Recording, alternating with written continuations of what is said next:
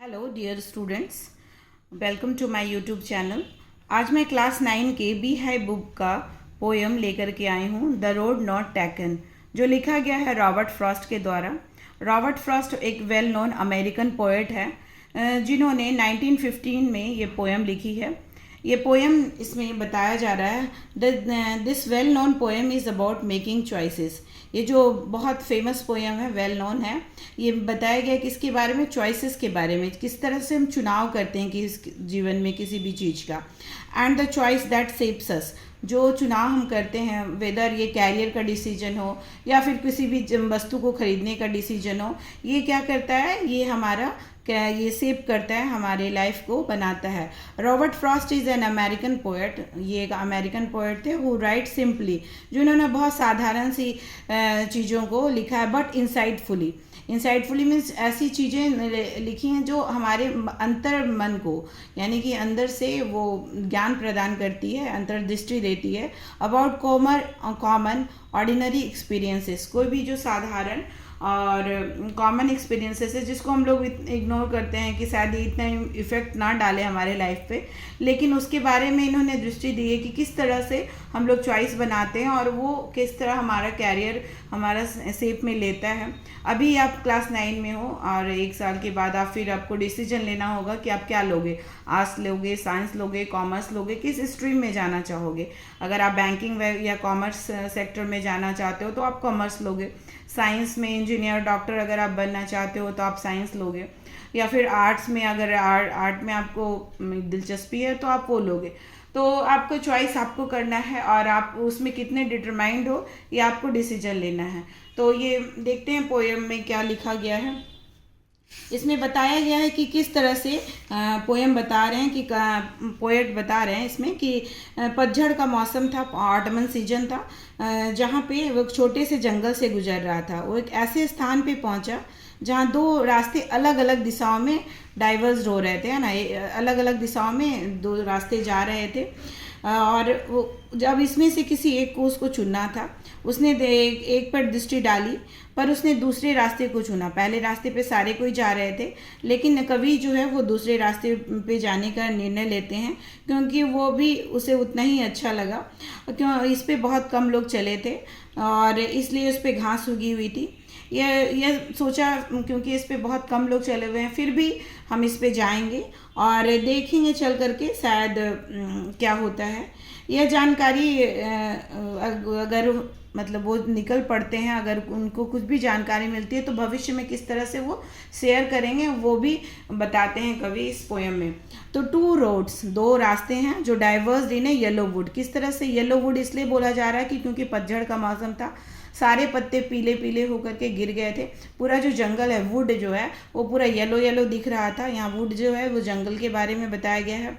And sorry I could not travel both. ये निश्चित है कि कोई भी आदमी एक ही रास्ते में ट्रैवल कर सकता है, आप एक ही साथ हर स्ट्रीम में नहीं पढ़ सकते हो। तो I am sorry I could not travel both, मैं दोनों रास्ते पे नहीं चल सकता हूँ।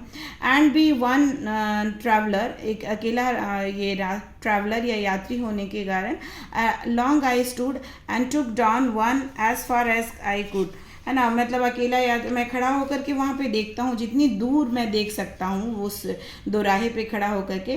To where it bent in undergrowth, जहाँ तक मुझे दूर तक वो देखते हैं। तो अंडरग्रोथ में छोटी छोटी जहाँ झाड़ियाँ उग गई है, उसके बाद वहाँ पे बता रहे हैं कि ये इतना ज़्यादा दूर तक हम देखते हैं, जहाँ तक हम देख सकते हैं तो उसको देखते हैं। उसके बाद फिर देन टुक द अदर, वो बताते हैं कि हम इतना देखने के बाद भी मैंने दूसरा रास्ता अपनाता हूँ। जस्ट एज फेयर, वो भी उतना ही अच्छा था। फेयर मीन्स गुड, अच्छा था, fine, good enough. And having perhaps the better claim, है ना, वो शायद बेटर मेरे लिए डिजर्व कर रहा था वो। Because it was grassy and wanted wear, ये मेरा डिसीजन था, इसलिए मैं ये दूसरे रास्ते को चुनता हूँ, क्योंकि पहला रास्ता बहुत ही क्लीन था, सारे लोग उस पर जाते थे, बहुत कम ही लोग हैं जो ये दूसरे रास्ते को चुनते थे। तो ये because it was grassy and wanted wear, मतलब इस वांटेड वेयर मीन्स क्या है कि इट हैज़ बीन यूज, बहुत कम ही वेयर करने की ज़रूरत है, इसमें बहुत कम इस्तेमाल किया गया है, इसलिए ये घास से भरा था और इसको मतलब चलने की ज़रूरत थी, इसको यूज करने की ज़रूरत थी।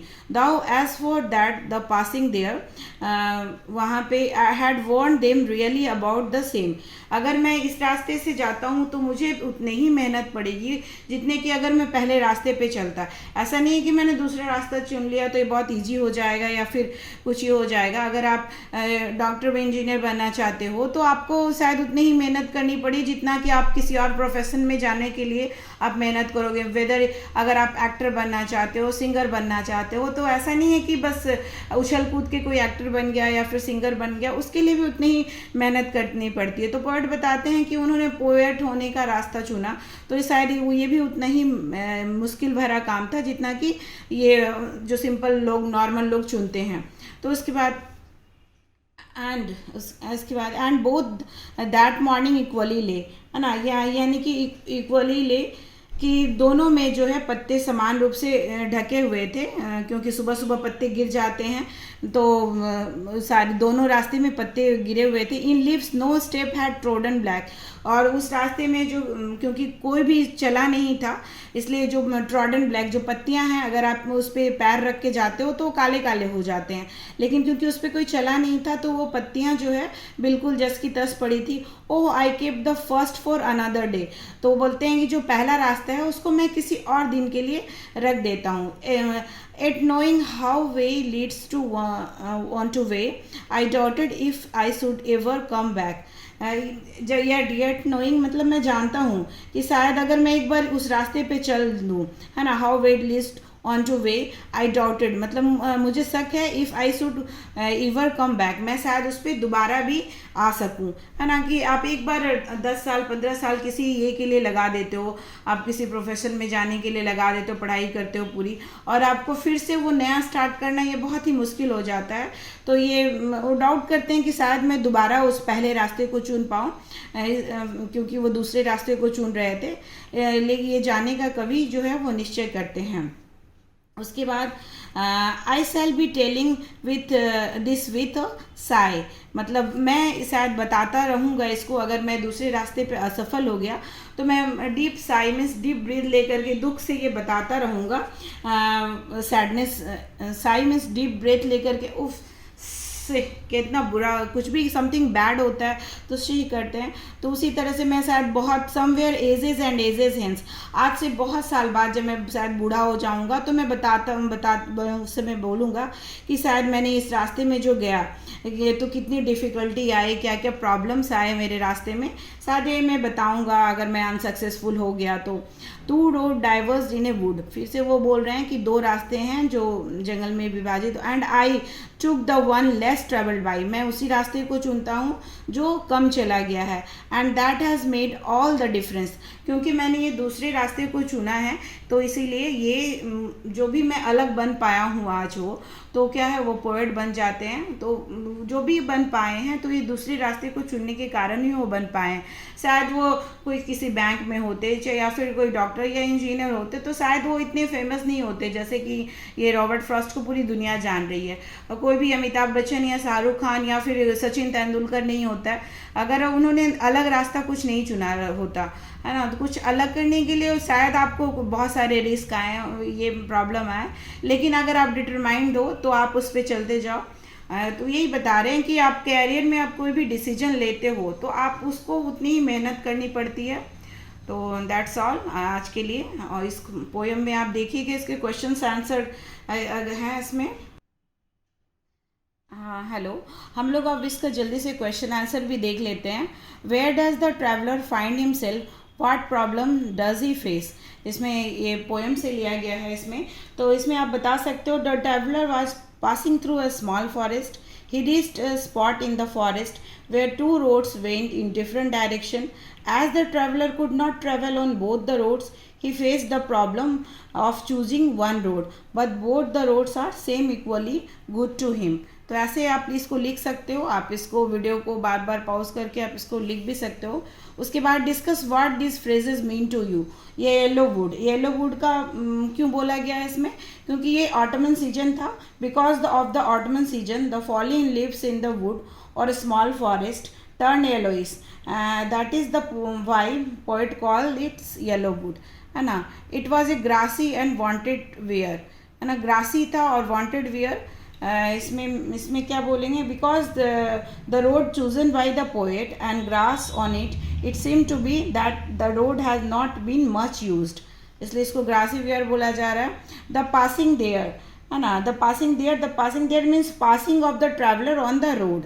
Okay. The leaves no step had trodden black.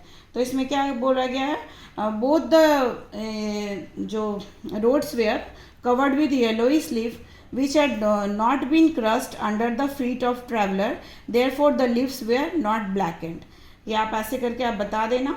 उसके बाद फिर है how way leads on the way, है ना. The poet was quite aware that one path often led to another path. तो इस तरह से ये सब बता देना. और आपका ये ज़्यादा कुछ आएगा नहीं. Is there any difference between two roads as the poet describe them in stanza 2 और 3. तो आप बता दीजिए in stanza 2 of 3 and of the poem the poet had to make a suitable choice between two roads, है ना. both the roads were covered with yellow leaves, both the roads same equally good and fair to him, but one road looked more grassy than the other. ये आप बता सकते हो इसमें. in the last 2 lines of the poem इसमें क्या बोले, the poet could take only one road, so he decided to take the road which seemed to less traveled by. It was more grassy because very few traveler had walked along the road, है ना. तो ये सब आप ऐसे question answer आप इसको कर सकते हो. That's all.